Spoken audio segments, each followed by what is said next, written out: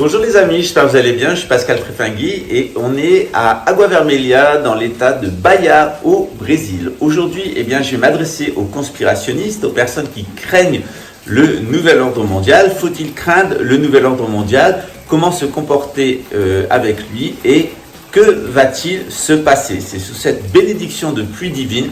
Depuis que je suis arrivé ici à Bahia, il ne cesse de pleuvoir sans cesse, qui n'était jamais arrivé les 3 dernières années.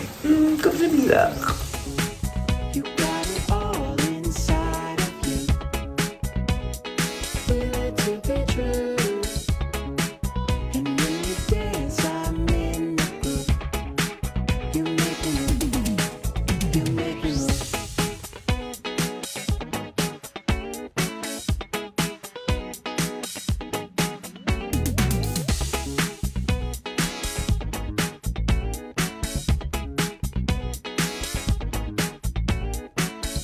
Les conspirationnistes nous disent que le nouvel ordre mondial, c'est un groupe de banquiers anglo-saxons.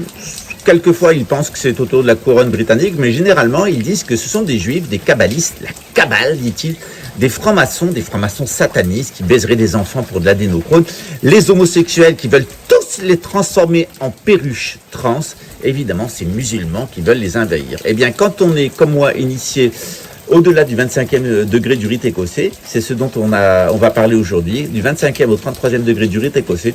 On vous enseigne tout sur le 720 ans de chaos généré par le nationalisme et comment, à la fin, on a 3 grandes civilisations qui vont apparaître, celle de la Judée, celle des chrétiens ici à Brasilia, qui est la 5e Israël au Brésil, et puis celle de l'Égypte, de la Nouvelle-Égypte, qui verra avec le Mahdi l'apparition d'une religion musulmane pure, annoncée d'ailleurs dans le Coran. Alors si vous en avez assez de croire les imbécilités des conspirationnistes qui vous disent qu'au 33e degré du rite écossais on dit qu'il faut organiser le chaos, etc., eh bien regardez la vidéo qui est référencée en dessous, vous allez voir qu'une fois de plus les conspirationnistes sont les enfants des nazis, ils n'arrêtent pas de vous raconter des histoires, c'est normal, ils ont une tête d'édomites, pédophiles, confus et criminels, cannibales. Ce sont des gens qui vivent dans le mensonge, qui ne connaissent aucune sincérité, qui vivent dans la confusion permanente et une espèce de folie comme ça matérialiste. Et puis ce sont surtout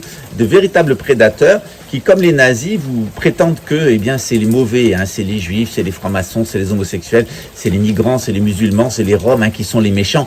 Eux, ils sont les gentils. L'histoire, la fin de l'histoire, on la connaît. Le nazisme, c'est une maladie mentale, ça s'appelle le nationalisme et c'est une maladie qui attaque très très gravement le cerveau et surtout le cœur, puisqu'elle est une forme d'idolâtrie qui remplace Dieu par l'idole nationale et qui remplace les cultes par la culture. Alors rendez-vous sur mon autre chaîne.